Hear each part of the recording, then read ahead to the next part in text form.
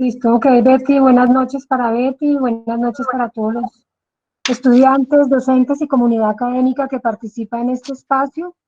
Un agradecimiento a la facultad por la invitación y por lo que hemos acordado con los colegas y un grupo importante de profesionales de la fisioterapia con los que venimos trabajando en el marco de la pandemia, es que este espacio queremos trabajarlo en un formato más de conversatorio, en el que podamos compartir con ustedes cuál es el rol de la fisioterapia, particularmente en la pandemia, y cómo nos hemos organizado para garantizar responder adecuadamente a las demandas que el país tiene en esta circunstancia, con la premisa de que esa respuesta se dé bajo la perspectiva de garantizar el bienestar y la seguridad de nuestros colegas.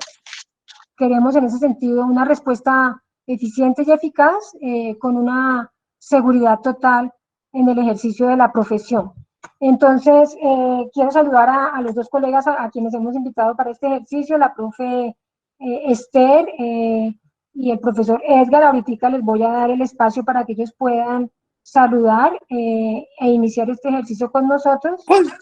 El espacio va a estar nutrido todo el tiempo por el proceso que venimos desarrollando como un ejercicio de articulación de las organizaciones gremiales y de la organización colegial que existe en Colombia. En ese sentido, vamos a estar hablando a nombre de la Asociación Colombiana de Fisioterapia, que actualmente presido yo, por la Asociación Colombiana de Facultades de Fisioterapia, que es presidida justamente en nuestra última asamblea, fue elegida la profesora Beatriz Mena de la Universidad Nacional, por el Colegio Colombiano de Fisioterapeutas, que es precedido por la profesora Ima Caicedo, y también, que ha sido una cosa muy importante, y queremos hacer un reconocimiento, siempre lo hacemos con la participación de nuestro grupo de estudiantes, entonces la Asociación Colombiana de Estudiantes de Fisioterapia, que ha venido articuladamente trabajando iniciativas previas, pero pues que en esta coyuntura tenemos la gran ventaja de hacer un ejercicio articulado. Entonces hemos preparado esta conversación tratando de mostrarles a ustedes quiénes son y qué hacemos los fisioterapeutas, cuántos somos, y particularmente en la situación de la pandemia, cuáles van a ser nuestras labores, cuál es nuestro rol, cuál es el papel que vamos a desempeñar allí, y finalizaremos, claro, particularizando en un elemento que es fundamental para todos los trabajadores del sector salud, y es cuáles son las situaciones que en este momento llaman nuestra atención y entendemos deben ser parte del trabajo de organización y de incidencia para garantizar que todos los colegas hagan el ejercicio profesional garantizando su bienestar y por supuesto la vida. Es una situación que sin lugar a dudas reta las condiciones y las posibilidades reales del ejercicio, incluso a costa de la posibilidad de enfermar. Quiero entonces, con esa introducción, darle la bienvenida a la profesora Esther Wilchis, que se conecta desde la ciudad de Cali. Esther, Hola, nos quieres saludar y te quieres presentar, por favor. Te escuchamos, Esther. hola, mil gracias por la invitación. Agradezco a Nancy pues la confianza y la invitación a participar de este conversatorio. Todos aunando esfuerzos por trabajar en la crisis generada por la pandemia por el COVID-19. Entonces aquí desde Cali, representando también a la Universidad del Valle, mucho placer y mucho gusto. Gracias, Esther. Y le doy también la palabra a Edgar, nuestro compañero también profesor de la Universidad Nacional, para que presente su saludo. Muy buenas noches, muchas gracias por la invitación. Realmente poder participar en este momento en todo el proceso que tenemos para el manejo de la pandemia, pues es muy importante, y que reconozcan todo el funcionamiento y el manejo que estamos haciendo desde las profesiones de salud. Entonces, muchísimas gracias. Bien, entonces queremos en la primera parte, y voy a estar aquí pendientes ya del chat, porque como conversatorio la verdad vamos a intentar seguir un poquito las dudas o inquietudes que quienes nos acompañan tengan. La idea es hacer esta presentación como en tres partes. La primera parte está un poco centrada en identificar un poco qué es la fisioterapia y quiénes son los fisioterapeutas. Tenemos alguna presentación allí preparada, no sé si tú, Edgar, la puedas compartir. A ver si la puedo compartir desde acá.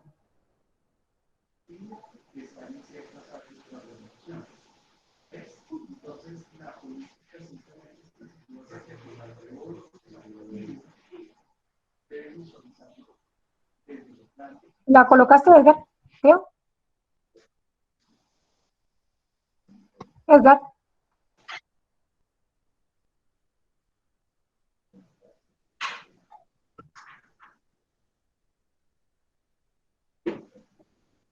Edgar, ¿la pudiste colocar? La coloco acá. Y no voy a... Sí, ya la coloqué, pero quiero saber si la están viendo. No, yo no, por lo menos. No se ve solo la pantalla, la parte superior.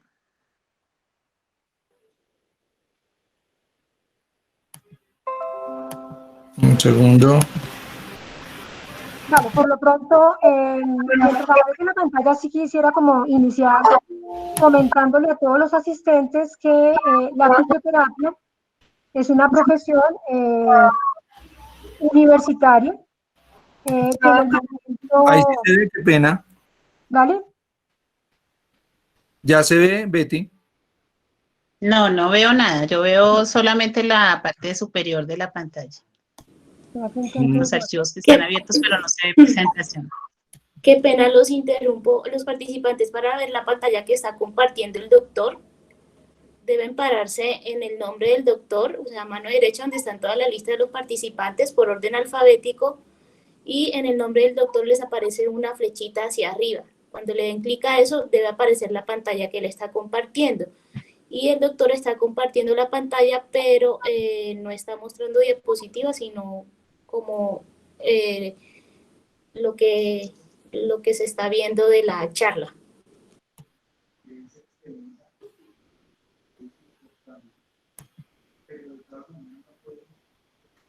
En ese momento ya coloqué la presentación. ¿No se está viendo?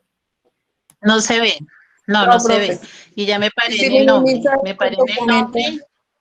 Ya la detuve, la voy a volver a colocar.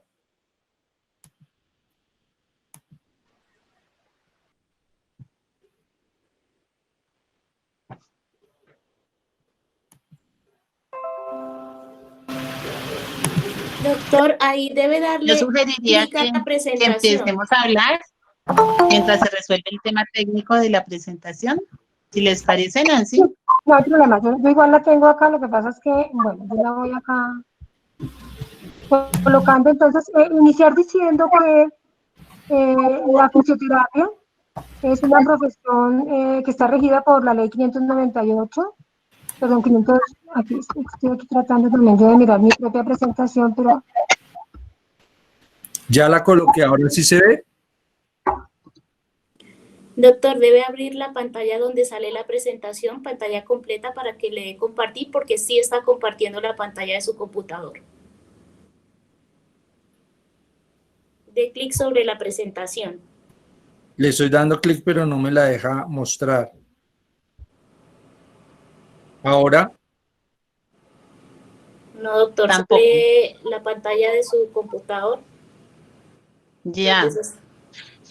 Se ve la pantalla. Se ve la pantalla de su computador, debe darle mostrar presentación para que se pueda ver. Y dar clic solo a esa ventana. Ahora. O la puede abrir directamente en PowerPoint y solo abrir esa Está ventana, abierto, para que está eso sea abierto. lo único que comparta. No, entonces no me dejó mi computador. Tocaría que si la puedes abrir tú, Nancy, porque no me dejó desde acá. Espera, a ver si yo la puedo abrir acá.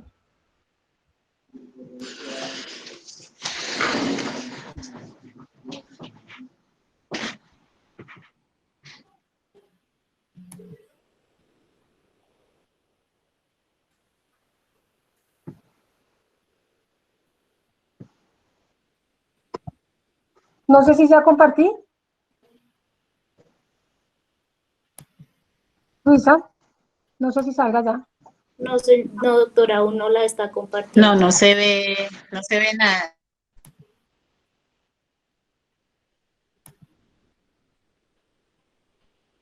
Un segundito.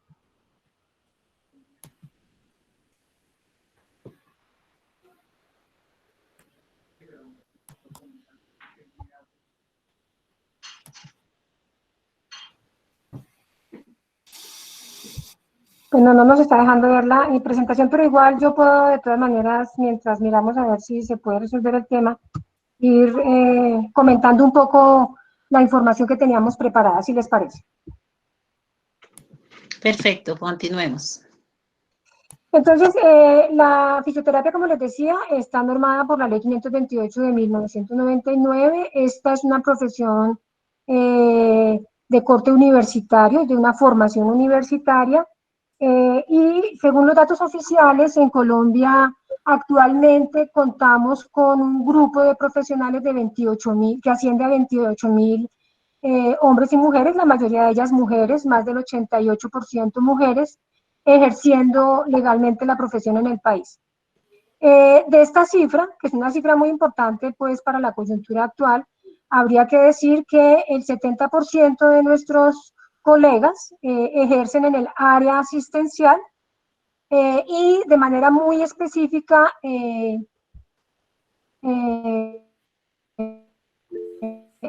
de manera muy específica, alrededor de 6.500 colegas Ya estamos refieren viendo. estar participando en lo que denominamos una...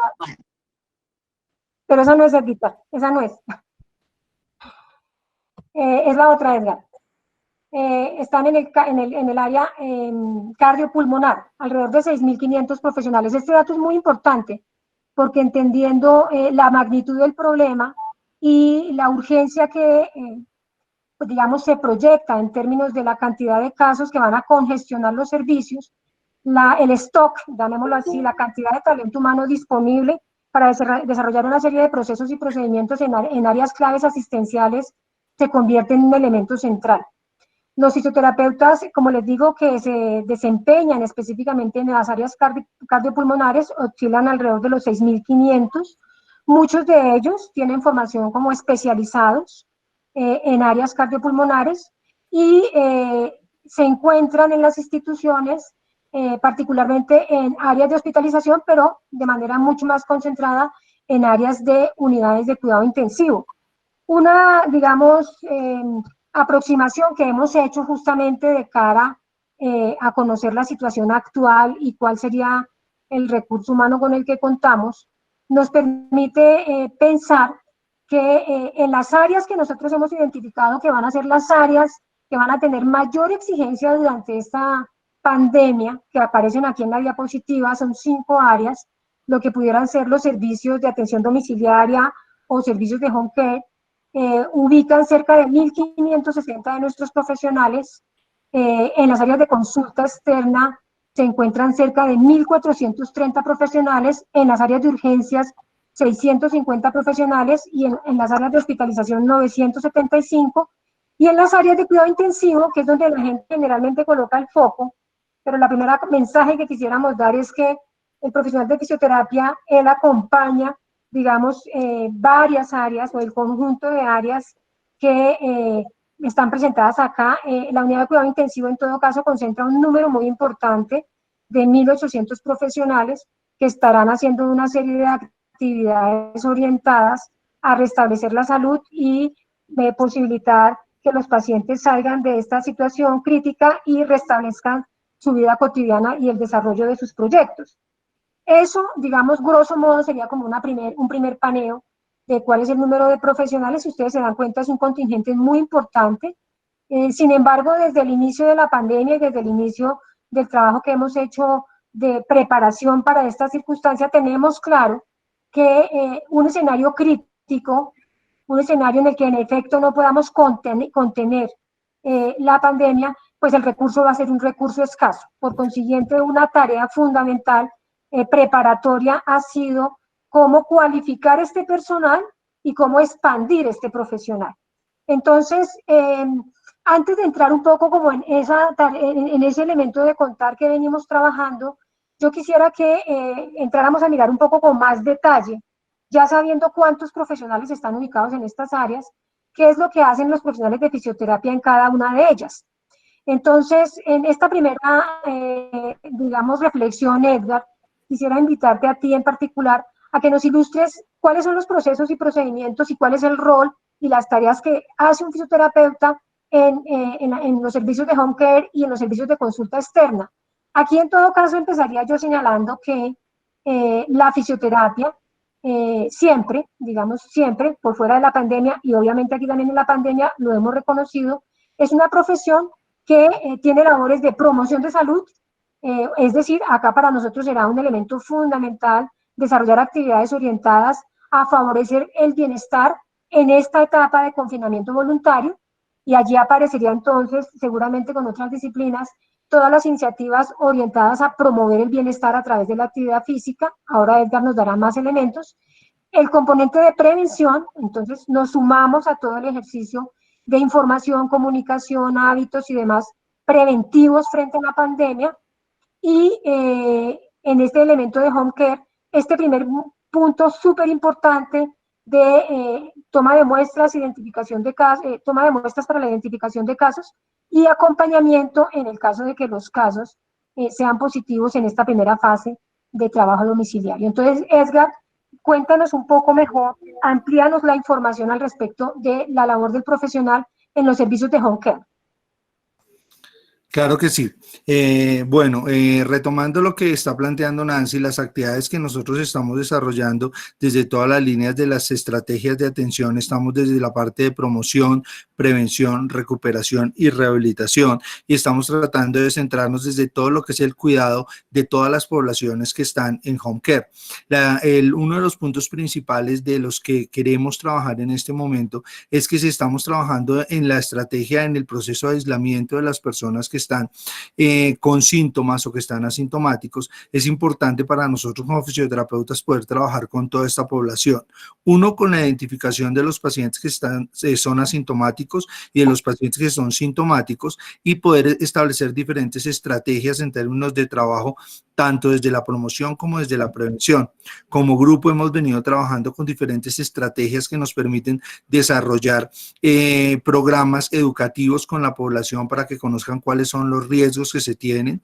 Tenemos poblaciones de riesgo que están ubicadas dentro de los hogares colombianos, poblaciones que ya tienen factores de riesgo como diabetes, hipertensión arterial, enfermedad pulmonar obstructiva crónica, asma, son patologías ya de base que están presentes en la población. Entonces debemos tener en cuenta que debemos trabajar con estos grupos poblacionales, pero en esa misma medida, en la prevención y contención que estamos trabajando en este momento con poblaciones en términos de riesgo mayor, como son adultos mayores o niños o población en situación de discapacidad.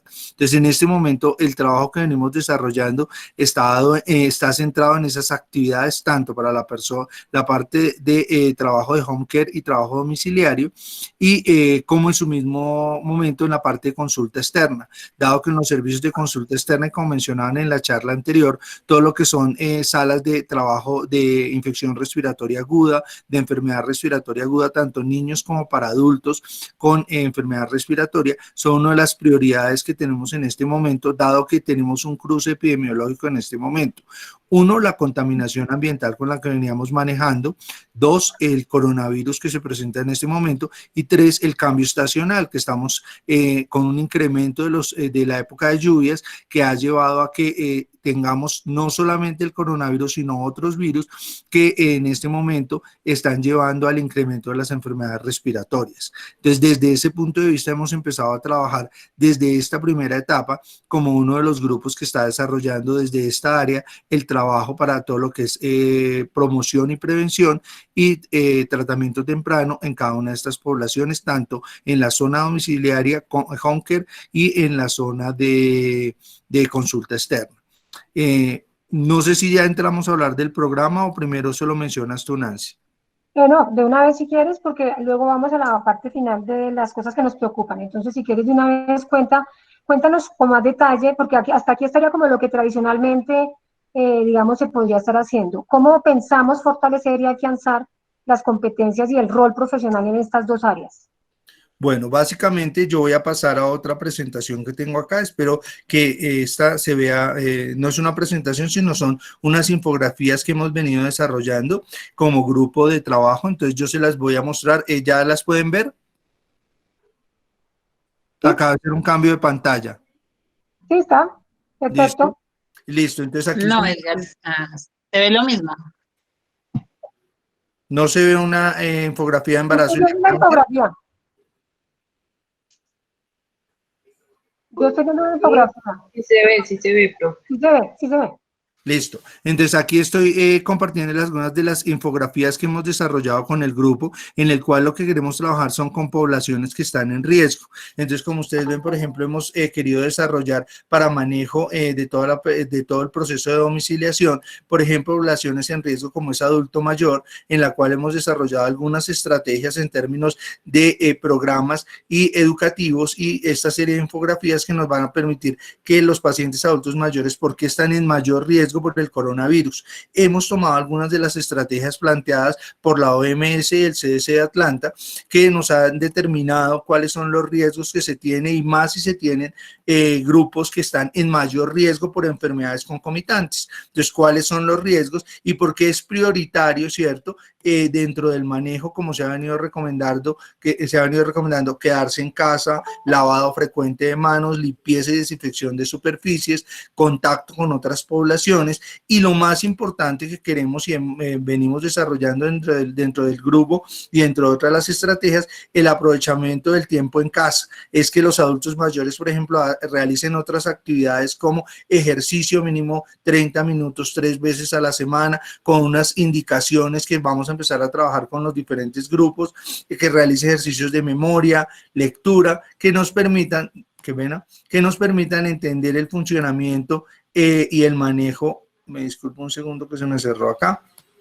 El manejo en términos de las actividades específicas en las actividades con adulto mayor. Otra población específica que desarrollamos también infografías sobre POC y asma, cuál es el manejo, cuál es el riesgo del COVID-19 sobre estas poblaciones en términos de tener mayor riesgo y al tener más riesgo van a presentar crisis asmáticas, estamos hablando de asma, o presencia de neumonía o insuficiencia respiratoria, y el uso o el manejo, ¿cierto?, de todo lo que son factores de prevención en términos de alergenos, humo de tabaco, ¿cierto?, y específicamente algo que los pacientes en algún momento creen que deben hacer y es suspender su medicación porque hay algún proceso gripal, entonces no debo utilizar los medicamentos que estoy utilizando. Entonces todo el manejo educativo que hemos hecho dentro de todo este manejo. Otra población que manejamos, que les mostré al inicio, es la de embarazo y lactancia en términos de la población de maternas, para que sepan cómo debe ser el manejo de lavado de manos y algo muy importante, todo lo que es el proceso de lactancia materna, en términos de que si en algún momento la materna llega a estar diagnosticada con COVID-19, hay que mirar cómo sería el proceso de lactancia materna, cómo se manejaría y cuáles son las precauciones que se deberían tener. Esta es una línea de trabajo que estamos haciendo. Ahorita, después de esta actividad, tenemos un webinar donde vamos a formar los fisioterapeutas que van a manejar algo que nosotros denominamos los centros de contacto, en la cual los centros de contacto van a informar a las poblaciones riesgo, a las poblaciones que están en casa, cómo deben manejar la enfermedad, qué pasa si están sintomáticos, cómo se maneja si están asintomáticos y cuál sería el manejo respiratorio base y el manejo en términos de movimiento físico para mejorar la condición de la población. Eso es como parte del trabajo que estamos realizando y lo que tenemos en este momento. Bien, Edgar, quiero decir que nosotros estamos ubicando, que me parece muy importante como un mensaje también para el conjunto de la población y además que tiene una perspectiva realmente más coherente con la visión epidemiológica. El trabajo en casa es un trabajo muy importante. El trabajo en casa no es solamente desde el punto de vista sanitario concentrado en la identificación de casos y en su confinamiento o su cuarentena en casa, sino que la perspectiva profesional nos plantea que nosotros tenemos que tener una mirada integral del núcleo familiar, reconocer que hay unas poblaciones que están, digamos, sanas, pero están aisladas y hay que trabajar con ellas, y que hay otras poblaciones que pueden estar afectadas por el virus, que tienen digamos, de antecedente algunos elementos y que allí también tendríamos una labor muy importante. Hay una cosa, Edgar, antes de pasar a profundizar con más detalle temas de consulta externa, que sería el otro que tú mostrarías, pero yo quería como preguntarte el tema de las tomas de muestra domiciliarias, que sabemos que es un procedimiento que en este momento también llama mucho, digamos, ocupa un renglón, digamos que es un procedimiento de hecho muy importante, que nosotros estamos haciendo el llamado que ojalá se masifique, porque realmente más allá de solamente la contención, pues la otra estrategia fundamental es la identificación de los casos, y eso solamente podrá ser hecho en la medida en que se masifique el tema de la muestra en domicilio. Al respecto, el fisioterapeuta, ¿qué labor cumple alrededor de ese ejercicio? Bueno, específicamente en términos de toma de muestras, uno de los puntos importantes que estamos manejando ahorita es que tanto desde la parte de consulta externa como en la parte de domicilio, cuando estamos llegando a un paciente y el cual es identificado como un paciente positivo, la idea es que los fisioterapeutas están manejando, uno, las estrategias de prevención, pero también la toma de muestras. Entonces, en ese sentido, la idea es poder tener los profesionales completamente listos para esa toma de muestras, pero uno de los puntos que tocaremos ahorita en un momento será una de las dificultades que tenemos y es la parte de equipos e insumos que necesitamos para esta población, porque ellos van a entrar a tomar muestras en la parte domiciliaria. Estamos hablando que en las zonas capitales es un manejo en el cual puede que haya mayor accesibilidad, pero estamos hablando de un país que es completamente diferente en cada una de sus regiones. Entonces necesitamos que en todas las regiones tengamos la posibilidad que todos los fisioterapeutas puedan hacer esta toma de muestras. Las muestras, como explicaban en la presentación anterior, pueden estar dadas a nivel nasofaringio o orofaringio en términos de el hisopado, que será como una muestra directa que vamos a tomar y manejamos todo el proceso de conservar la muestra hasta que llegue al proceso de evaluación directa, y cada uno de los fisioterapeutas está formado para este proceso de toma y de conservación de las muestras. Bien, una cosa que hemos identificado, que más adelante seguramente con el grupo de trabajo tendremos que trabajar algunos cursos de webinars específicos, es justamente la idea de toma de muestra, porque pues digamos que es posible que si se tuvo la formación, no se tiene tanto la práctica o la experticia, y la gente ha reivindicado la necesidad como de reforzar la competencia en la toma de muestra, que tiene dos elementos desde lo que hemos conversado con Esther, que es tanto la parte técnica, muy importante hacer una buena toma de muestra, porque si no, pues el esfuerzo se pierde, y lo segundo, hacer la técnica con las condiciones de seguridad requeridas para que el profesional se mantenga, digamos, protegido. Digamos que ese es un tema que nos queda ahí como ubicado. Yo quiero de una vez, porque fue una recomendación que Luisa me hizo y me parece muy pertinente, aquí ya hay 2 o 3 comentarios que quiero ubicar. Un colega, nuestro queridísimo César, me pregunta de dónde son las estadísticas que colocamos.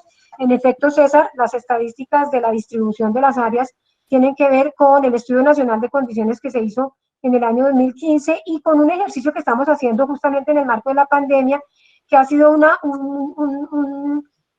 entrega o el envío de una encuesta para ubicar condiciones de trabajo de los colegas que están enfrentando la pandemia, que se colocó, se abrió prácticamente hace 1 o 2 días, día y medio, en el cual ya hemos recogido un muy buen número de respuestas, 320 de los colegas que están en primera línea, y a partir de un poco la caracterización de las respuestas que nos han dado, hemos logrado hacer como esta proyección con base en las dos fuentes. Ha sido interesante porque, por ejemplo, el dato de UCI, de 1.800 fisioterapeutas, es un dato que coincide con los estudios que ha entregado la Asociación de Cuidado Crítico, en la cual efectivamente se refiere que en las áreas de unidad de cuidado intensivo el número de fisioterapeutas es de 1.800. Eso por un lado. Luego otra compañera aquí también nos plantea y coincidimos que en efecto las tomas de muestras domiciliarias se están haciendo. Es un elemento de mucha preocupación porque de hecho algunos colegas que no necesariamente están en área domiciliaria están siendo, digamos, orientados ahora a trabajo domiciliario, específicamente a toma de muestras. Y por supuesto que allí emergen las 2 preocupaciones que ya hemos colocado, y es el tema de la inducción para el procedimiento, de la capacitación para el procedimiento y la garantía de los equipos de protección personal, que no en todas las instituciones, y estamos monitoreando eso, parece que en una gran parte de ellas, pues el ejercicio se está haciendo sin los adecuados equipos de protección. Esther después nos va a enfatizar seguramente en que no solamente es tener el equipo de protección, sino saber usarlo, porque ahí también hay una gran, digamos, tarea de trabajo que estamos organizando con los equipos. Bien, entonces pasemos al tema de cuidado, de consulta externa, Edgar, y urgencias. ¿Qué procesos y procedimientos hace el fisioterapeuta en consulta externa y urgencias de cara a la pandemia?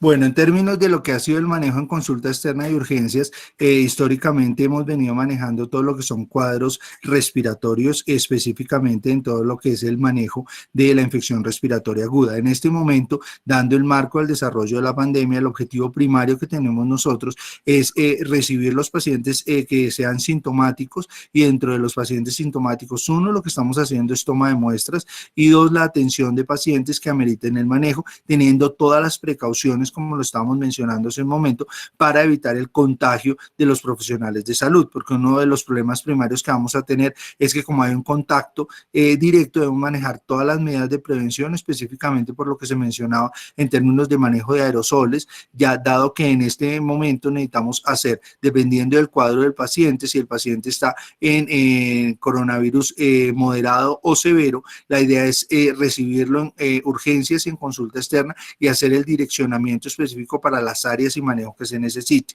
Desde el manejo específico, desde la parte cardiopulmonar, estamos llevando al manejo de todo lo que sería las estrategias terapéuticas respiratorias para mejorar la función de los pacientes, pero específicamente en términos de lo que sería la detección temprana y el diagnóstico de estos pacientes de acuerdo a las muestras que sean tomadas. No solo con los pacientes, sino con las familias y sus cuidadores, dado que estos círculos específicos que tenemos de contagio pueden estar dados por las personas que están viviendo en el mismo ambiente con el paciente. Entonces, poder detectar, hacer el chequeo de factores de riesgo, si el paciente viene con factores de riesgo primarios de coronavirus, que nos ayuda a detectar si es leve, moderado o severo. En términos de lo que queremos hacer con el plan de manejo telefónico, es que no todos los pacientes nos lleguen a consulta externa, porque por el momento de pánico que puede estar viviendo el país, se crea que los pacientes deban mandarse de una vez a consulta externa, y muchos de esos pacientes pueden tener aislamiento en casa sin necesidad de que hagamos manejo en consulta externa y urgencias. Los pacientes que nos llegan a urgencias son pacientes que ya presentan los signos de riesgo, y al presentarnos la idea es poder detectar específicamente en qué nivel está, si está medio o severo, para hacer el direccionamiento a unidades de cuidado intensivo y a hospitalización, que es lo que Esther les comentará en un momento. Muy bien, Edgar, muchas gracias. Bien, entonces yo creo que podemos pasar al tema de hospitalización, Esther, para que tú nos puedas ilustrar en cuál es el rol del profesional en las áreas de hospitalización.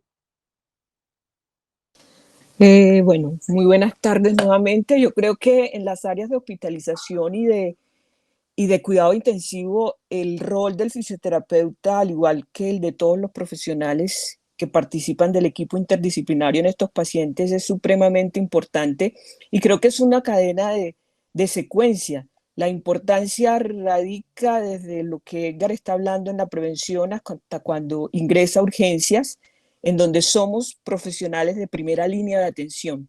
Y ahí sí insisto en el llamado a proteger y a protegernos. Es cierto que algunas sugerencias dicen que en urgencias se debe usar la mascarilla quirúrgica, pero teniendo en cuenta que la mayoría de las acciones que realiza el fisioterapeuta desde urgencias está en pleno contacto con el paciente a menos de 2 metros, la sugerencia sí es que los profesionales de fisioterapia, sobre todo los que trabajamos con procedimientos que generan producción de aerosoles, el uso de la mascarilla N95 yo creo que es innegociable, porque somos los más expuestos en la mayoría de las intervenciones que realizamos por el contacto directo que tenemos con el paciente. En hospitalización, siguiendo la secuencia de urgencias, no solamente también se trabaja la parte respiratoria, ¿cierto? En la monitorización continua de los problemas de oxigenación y de trabajo respiratorio, para identificar ese paciente que evoluciona o que puede tender a evolucionar a insuficiencia respiratoria teniendo la necesidad de ir a cuidado intensivo, sino también en cómo se mantiene esa condición física en ese escenario de hospitalización, con recomendaciones bien claras, bien concisas, bien individualizadas, de acuerdo a las condiciones particulares de cada paciente, pero sin perder nunca esa visión de integralidad. Con el favor de Dios, la pandemia pasa y yo creo que todos queremos que los pacientes vuelvan a retomar todas sus actividades y toda su participación social, familiar. Entonces no podemos enfocarnos solamente en la parte respiratoria, que en este momento es lo primario, pero sin desconocer o sin descuidar a aquellos pacientes que también se pueden beneficiar desde hospitalización con el mantenimiento de su función física. En cuidado intensivo es el punto a donde no quisiéramos llegar. Ahí la exposición es más grande todavía.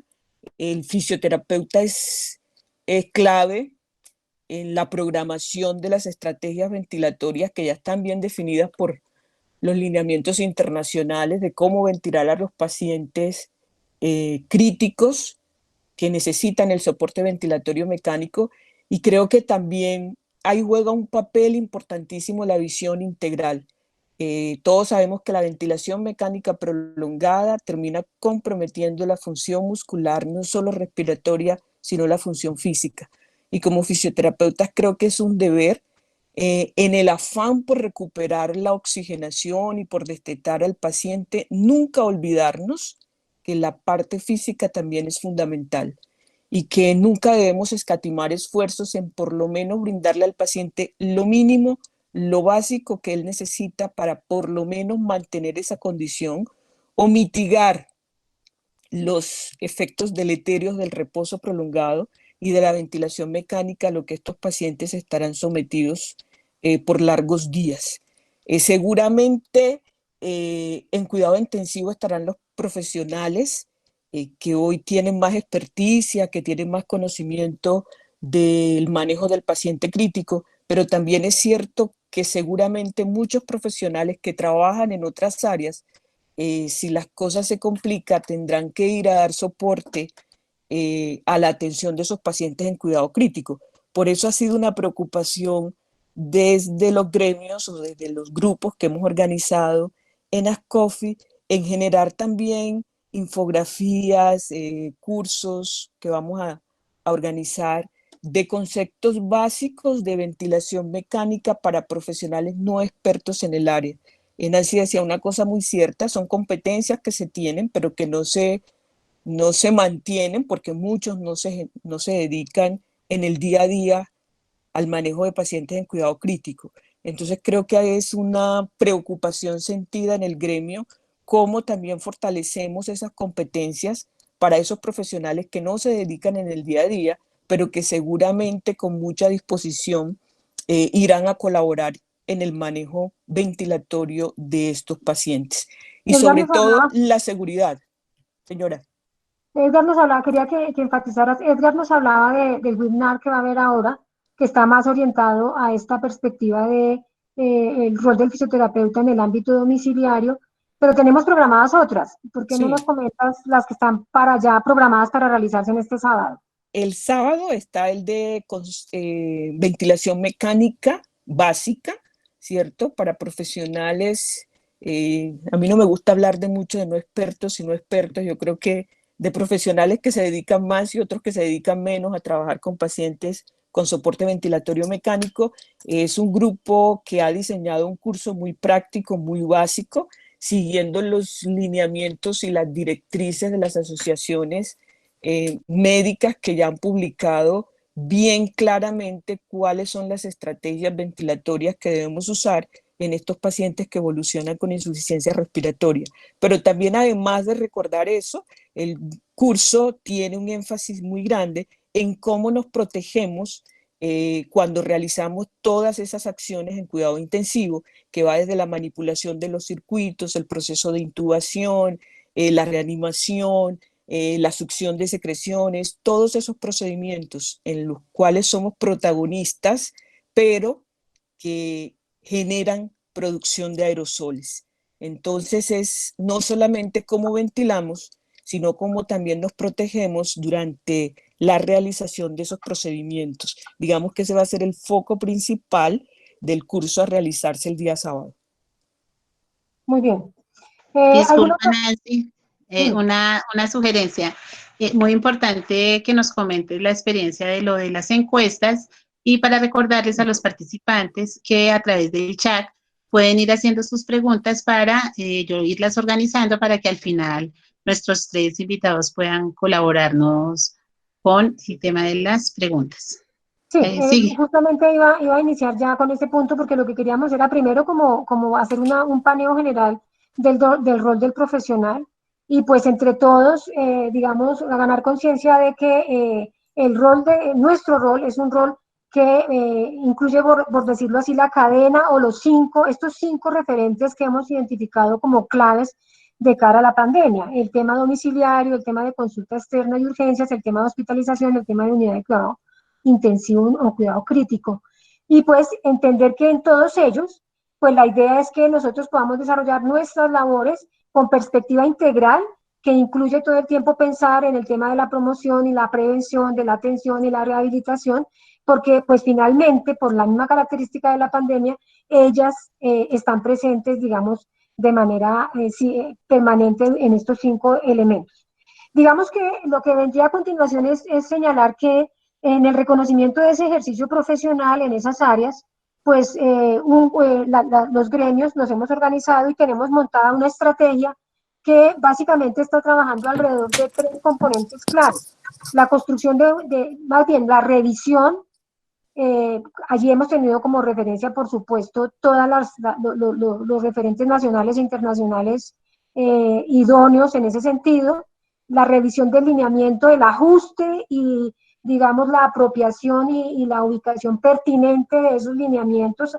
Tenemos unos documentos específicos para cada uno de estos 5 momentos claves de la atención, buscando con ello orientar y unificar el quehacer profesional y los criterios de desarrollo profesional para el conjunto de fisioterapeutas. En segundo lugar, hemos ubicado como fundamental esta estrategia de cursos rápidos o de actualización. Estaremos durante todas las siguientes semanas desarrollando acciones muy puntuales con temas muy específicos, ya fueron anunciados algunos, y estaremos en la idea de actualizar de acuerdo a las necesidades que los propios profesionales nos están colocando. Y en tercer lugar, estamos haciendo una estrategia de acompañamiento muy de cerca a la labor de los profesionales. Aquí hay que entender que esta pandemia, por supuesto, pide de nosotros la mejor proyección, el mejor compromiso, pero que también es necesario aunar esfuerzos para rodear a los colegas que particularmente trabajan en primera línea frente a esta pandemia, y ahí hemos desarrollado varias estrategias. Decidimos elaborar una encuesta rápida para tratar de caracterizar cuáles son las condiciones en las que el profesional va a desarrollar estas actividades en el futuro próximo. Somos conscientes de que a muchas empresas y empleadores vienen haciendo esfuerzos por ajustar cosas que sabemos que al interior del sistema no han estado bien colocadas, y ahí hay que decir que, dicho por las propias personas que han respondido a la encuesta, hay algunos esfuerzos en el sentido de mejorar algunas formas de contratación, que es un tema clave, apoyar con algunos servicios de transporte y alimentación. Una cosa muy importante que algunos empleadores están haciendo es tener conciencia de que se requiere un apoyo psicológico para los propios trabajadores, porque ellos van a entrar en un proceso de mucho estrés, de mucha preocupación, de mucho temor, de mucha carga, y es necesario. Entonces, algunas empresas han hecho algunas estrategias de apoyo psicológico, algunas actividades de capacitación y algunos esfuerzos en términos de bioseguridad. Sin embargo, digamos que desafortunadamente, si bien se hace ese reconocimiento, no es el tenor mayoritario. Y en ese sentido, las organizaciones hemos planteado la necesidad de hacer un ejercicio adicional de acompañamiento, incluso psicológico, que está colocado como una de las estrategias propias. Vamos a tener un apoyo con un equipo nuestro que trabaja el componente de salud mental y con apoyo de psicólogos para ese ejercicio. Vamos a hacer otro ejercicio muy centrado en el tema de identificar situaciones de trabajo adversas o francamente ilegales, y a partir de eso hacer un acompañamiento legal y un acompañamiento alrededor de también ayudar a visibilizar y a gestionar las respuestas necesarias para que los colegas puedan hacer este trabajo con calidad, pero también en condiciones que realmente posibiliten eso. Dentro de las cosas que de entrada, por ejemplo, ya aparecen como las principales preocupaciones de las 321 encuestas que han sido hasta el momento realizadas por los compañeros que ya están trabajando con el tema del COVID-19, podemos decir algunas cosas muy rápidas. En primer lugar, del conjunto de respuestas encontramos que cerca del 60% de los colegas están desarrollando actividades sin los adecuados equipos de protección personal. Cuando decimos sin las adecuadas condiciones, digamos que hemos caracterizado 3 elementos. Primero, argumenta que no hay recursos en muchas de las entidades prestadoras para dotar de equipos de protección personal. En segundo lugar, en algunas el problema no es de recursos, es que ya empiezan a escasear o ya están escaseando, y entonces hay que empezar a pensar en la estrategia de gestión. Hay que discutir los temas de suministro y provisión de estos equipos. Ustedes saben que hoy justamente ya se ha planteado abiertamente la necesidad de flexibilizar algunos elementos para la importación y para la producción propia de insumos relacionados con equipos de protección personal. Ese es un tema fundamental. No es suficiente solamente con reclamar los equipos, es necesario revisar que en efecto hay ausencia de provisión. Y lo tercero que se ha planteado es que en algunos lugares se pueden estar suministrando, pero no con la suficiencia adecuada. Por ejemplo, hemos encontrado en nuestras encuestas que es una práctica común la entrega de 5 tapabocas que deben ser utilizados durante un mes. Así han sido entregados estos equipos, 5 tapabocas por el mes. Segundo, la práctica de compartir las caretas por básicamente insuficiencia de equipos. Tercero, se plantea que las batas no son desechables, sino que ellas tienen un carácter de que son reutilizables por la propia carencia de recursos. Y finalmente, hay una práctica en el sentido de que ante la escasez no en todas las áreas se asignan equipos de protección, sino que con un cierto criterio, no necesariamente apegado a la norma, algunas áreas se argumenta no requieren ciertos tipos de equipos de protección. Digamos que eso, en términos de bioseguridad, que creo que es el elemento más neurálgico y más urgente, son como los elementos que han aparecido en la encuesta. Al respecto, yo quisiera nuevamente entonces preguntarle a Esther un poco la referencia alrededor de estos elementos que han aparecido en la encuesta y qué alternativas podríamos ubicar allí como maneras de responder organizadamente como grupo profesional a una realidad que en efecto está presente. Yo creo que no es un problema además únicamente de nuestra profesión. Ustedes saben que ya es evidente el hecho de que hay escasez de equipos de protección, que no tenemos los equipos adecuados y que en este momento ya empiezan a utilizarse con cierta flexibilidad ciertos criterios, pero también del otro lado, y quisiera particularmente que Esther se refiriera a eso, también ante la falta de información y el miedo, tal vez también hay una lógica en la que pareciera que nosotros necesitamos unos equipos de protección que de repente, por la norma, no son necesariamente los que han sido planteados. A mí me gustaría que Esther nos aclarara un poco ese componente. Sí, totalmente de acuerdo, Nancy. Yo creo que si uno revisa los lineamientos o las directrices que ha dado la CDC, que hasta el mismo Instituto Nacional de Salud describe en sus documentos, es claro que para los procedimientos con producción de aerosoles en urgencias o en cualquier escenario clínico, y ellos lo definen como intubación orotraqueal, reanimación, toma de muestras respiratorias, terapia respiratoria, traqueostomía, aspiración de secreciones, procedimientos y atenciones en las cuales nosotros somos profesionales de primera línea. El equipo sin negociación incluye mascarilla de alta eficiencia, gafas de protección que pueden ser caretas o gafas, gorro, guantes no estériles de nitrilo y batas de protección microbiológica impermeables de manga larga.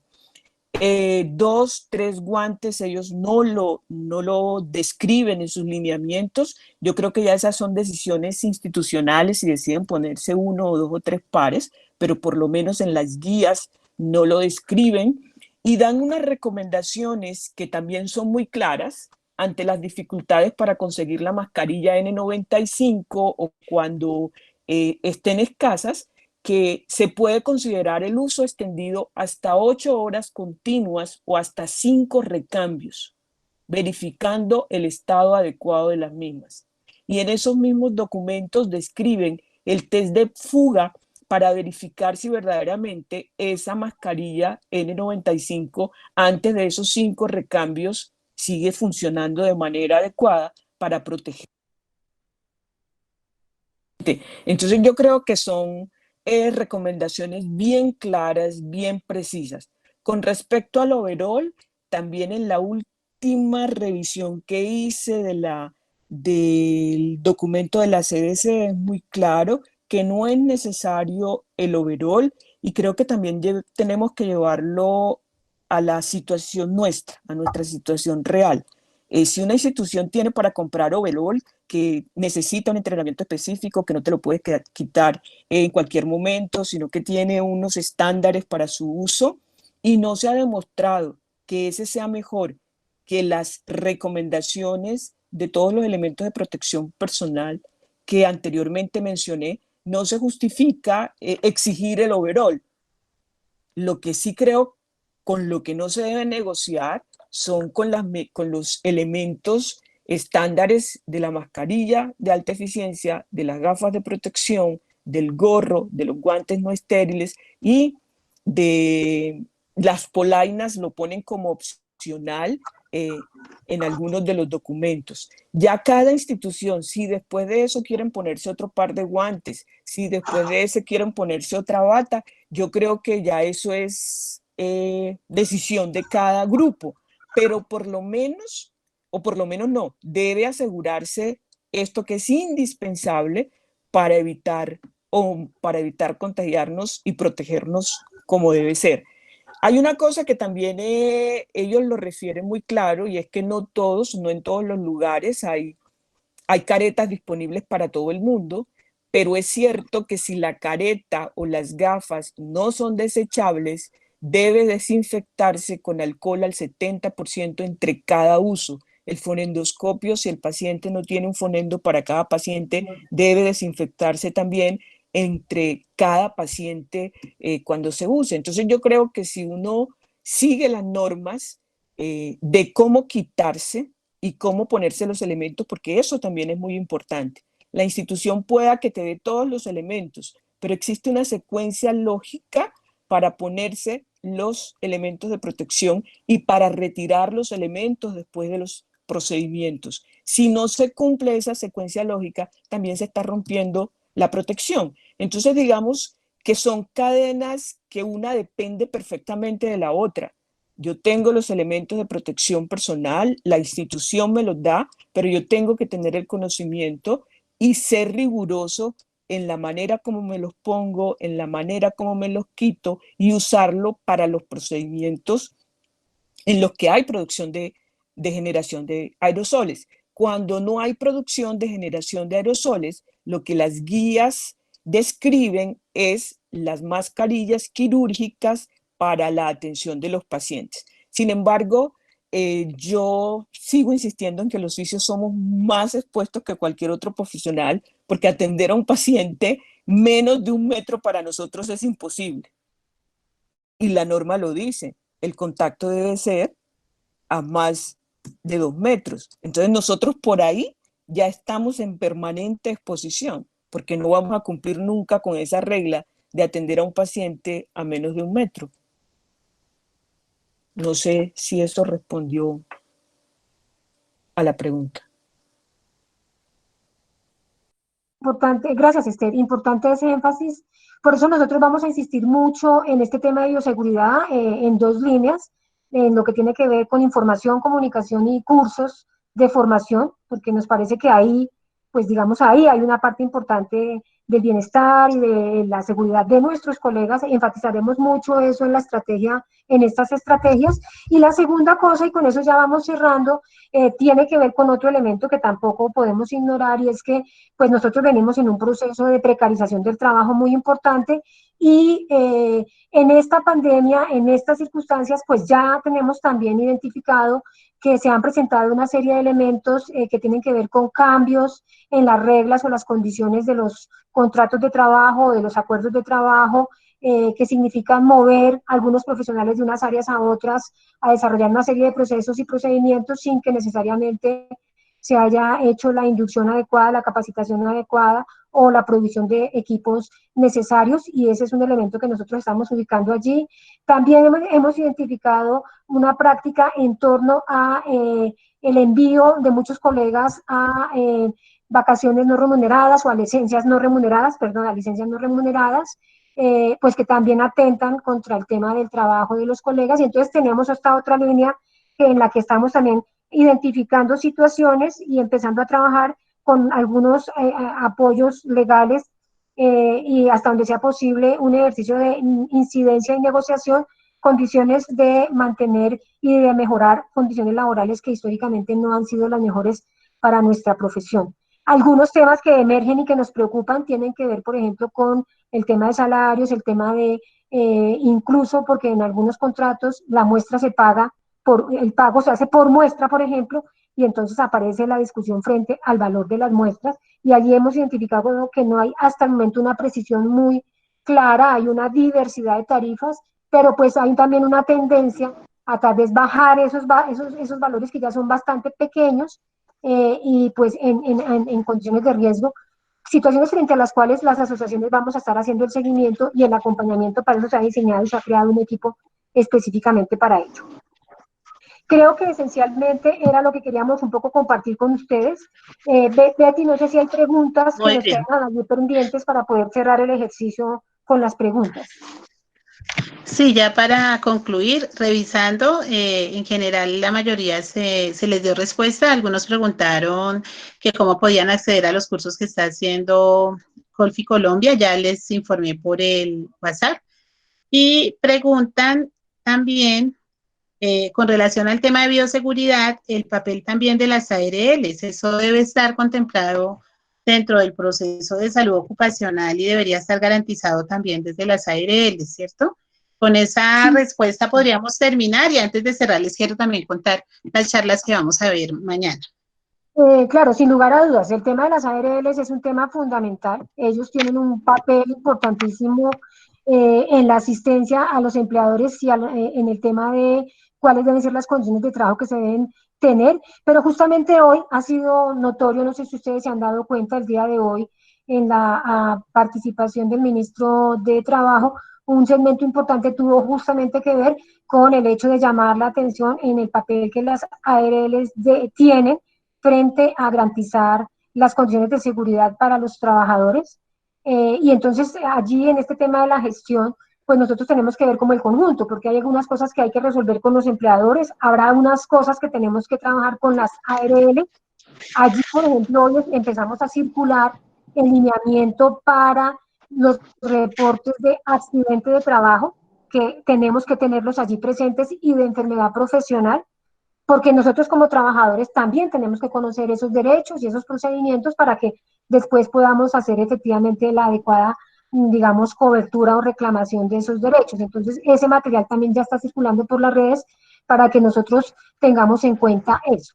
Sabemos, en todo caso, pues que no muchos o no todos los profesionales tienen su cobertura por ARL como debería ser, pero en este momento es importante llamar la atención al rol que estas entidades deben tener en la protección de los trabajadores. Bueno, con esto entonces damos un agradecimiento especial a las profesoras Nancy Molina, Esther Wilches desde Cali, muchas gracias, a Edgar Debray Hernández, muchas gracias. No, Recordarles que para mañana, sí, muchas gracias. Para recordarles también que para mañana y solamente tenemos... Solamente cerrar diciendo que, entendiendo que la mayoría de la audiencia puede ser la comunidad académica, estudiantes, profesores, profesionales, etcétera, pues es muy importante que en este periodo nosotros logremos una máxima comunicación y articulación con los colegas y con las organizaciones de diversa índole que nos ayuden un poco a mirar cómo va el proceso y cómo mejorar el proceso. Esta situación nos demanda acciones diarias. Diariamente tenemos que estar mirando qué va emergiendo y qué vamos a hacer frente a eso para evitar que la pandemia también se nos vuelva a nosotros un gigante que no podamos controlar y que nos devore. A mí me parece que hay que trabajar mucho en esa perspectiva de tratar de manejar la situación, de tratar de gestionar la situación y de garantizar a través de eso el bienestar de los colegas en el ejercicio profesional.